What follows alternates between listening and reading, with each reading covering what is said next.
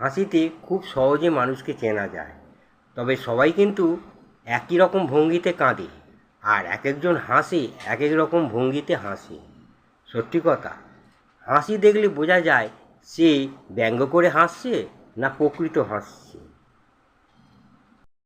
আমাদের দুঃখের দিনগুলো দীর্ঘ লম্বা হয়, অনেক দিন ধরে চলে, কিন্তু সুখের দিনগুলো বেশিক্ষণ স্থায়ী হয় না, অনেকের জন্য আসে চলে যায়।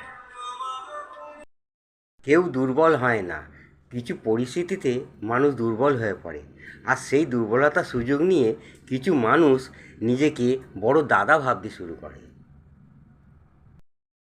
যে অন্যের সমালোচনা করে বেড়ায় সে জীবনে কোনো দিন উন্নতি করতে পারে না, আর করতে পারবে বলেও মনে হয় না। আমি যখন স্কুলে পড়তাম তখন আমাদের স্কুলে গেটের সামনে একটা ঝালমুড়িওয়ালা রোজ ঝালমুড়ি বেচতো, কিন্তু এখন আমি স্কুলে যাই না, আমি এখন অফিসে যাই। সেই অফিস যাওয়ার পথে সেই স্কুলের দিকে তাকাই, দেখি সেই গেটের সামনে এখনও ঝালমুড়িওয়ালা ঝালমুড়ি বেচে যাচ্ছে। তবে সেই ঝালমুড়িওয়ালা এখনও আছে, শুধু হারিয়ে গেছে আমার ছোটোবেলার সেই স্কুলে পড়ার দিনগুলি। আমার এই ভিডিওটা যদি আপনাদের ভালো লাগে দয়া করে একটু ফলো করে দেবেন, ভালো থাকবে।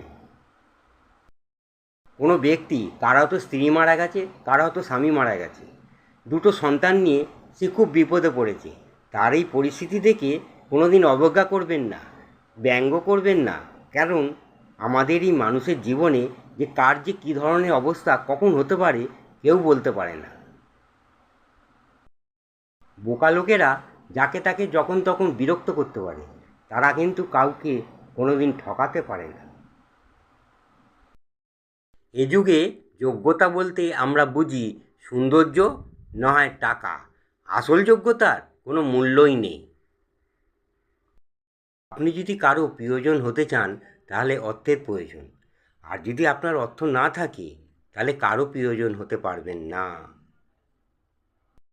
কোনো মানুষের চেহারা দেখে তুমি যদি প্রেমে পড়ো, একদিন না একদিন তাকে ভুলতে পারবে, কিন্তু যে মানুষের কথার প্রেমে তুমি পড়বে তাকে জীবনে কোনো দিন ভুলতে পারবে না।